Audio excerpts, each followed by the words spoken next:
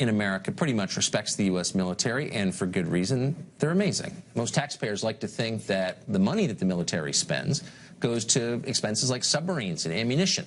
Very few think of sex changes and transgender awareness training. On the other hand, it's 2017, and that means transgender recruitment is part of what the Pentagon does. The question is, will that help us win wars? Captain James Hassan served in the Army in Afghanistan, and he joins us now for an update. James, thanks for coming on tonight. Thank you for having me, Tucker. So it's really simple. It's not a question of being for or against transgender people, I don't think. Right. It's a question of the Pentagon making decisions that make the services more effective in winning wars and defending the country. I don't think I should be in the military. I don't meet the standards, okay? So my simple question to you is, does the transgender policy make the military more effective in its core task? No, it doesn't. Tucker, this policy is problematic for 3 reasons. First, there are the obvious privacy concerns, but second, it elevates identity politics over combat preparation. And third, most importantly, it undermines readiness by removing objectivity from our military standards. Okay, so under this policy, the second one, what does that mean? It elevates identity politics over combat readiness. Well, let me explain. So the Army has very specific physical readiness requirements for male and female soldiers. Yes. Based on, like body fat, height and weight, but based on biological differences between males and females. Well, under this policy, a soldier can change their gender in the Army's personnel system without undergoing sex reassignment surgery or any other physical changes whatsoever. So in the Army, so what are the criteria? As long as you say you've changed, you've changed? If you have achieved stability in the preferred gender and change your birth certificate, then you are now a different gender. And for an example of how this plays into the readiness issue, an 18-year-old male soldier with 21% body fat is considered a liability and is non-deployable. An 18-year-old female soldier with 21% body fat is fit for duty.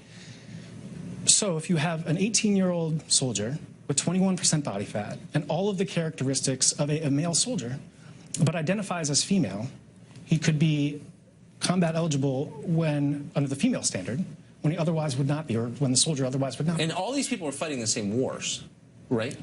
Sure thing. So I mean, if your only goal was to be the most effective fighting force you could, you'd have a common standard, wouldn't you? You would think that under the issue I just described, and the example I just described, essentially you're combat eligible if you identify as the type of person who would be combat eligible. And, well, that's very millennial. That's not a really good way to fight wars. Again, the reason that nobody talks about this is because nobody wants to be seen as attacking anyone or being insensitive. Right. And I'm in that category. I'm not attacking anyone, and I honestly try to be sensitive. But absolutely. Again, the military is different from all other institutions in that it has only one goal. Completely. And that's to protect the country. So let's take a look, if we could put on the screen, of these are words from a new training manual. All soldiers must use the barracks, bathroom, and shower facilities associated with their gender. Understand you may encounter individuals with the physical characteristics of the opposite sex. Okay, so that's going to all enlisted personnel now? That is force-wide. So everybody in the force took that training.